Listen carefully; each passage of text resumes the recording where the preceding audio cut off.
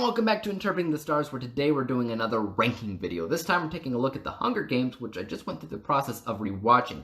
I don't normally do ranking videos for franchises with less than 5 installments, but ranking videos are fun, y'all. And I haven't done one in a while. Plus, I think I'll be changing the rules on that to include whatever I want to include.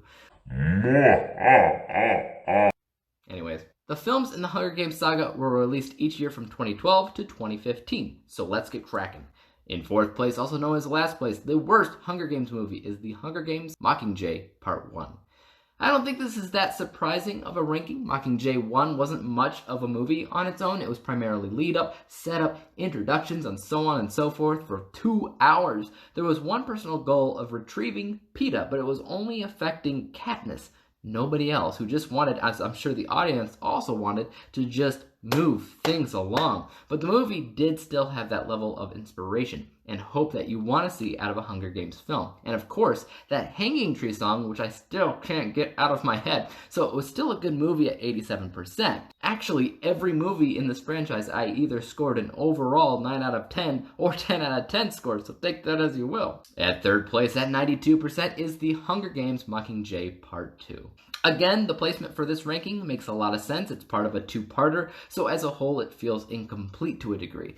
It was ranked a little bit higher because it did more right than Part 1, as it felt more like a Hunger Games movie. The introductions were complete already, so now we could really dig into what makes this story great, how the Hunger Games play into it, and how it'll all end. The only thing missing in the film, unfortunately, was that feeling of hope and inspiration. It's the only film in the entire series which I didn't feel that from. In second place at 98% is The Hunger Games.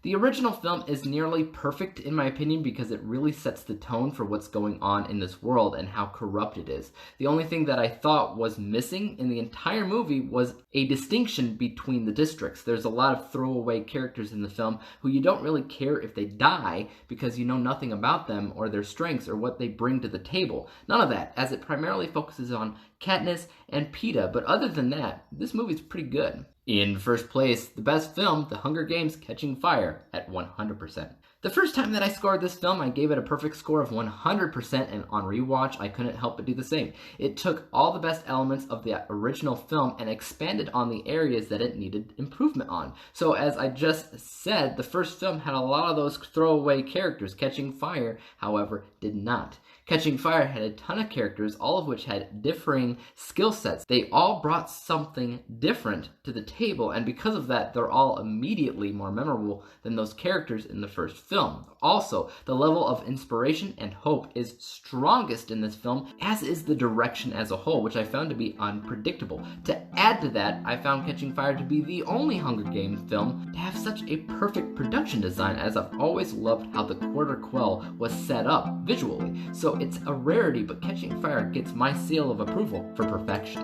And there you have it. My ranking for The Hunger Games is now complete. If you're curious on how the franchise scored on average, it's actually one of my highest rated franchises overall at 94%. Let me know how you rank the Hunger Games films in the comments down below. I'm curious on what we agree with, where we don't, all that jazz.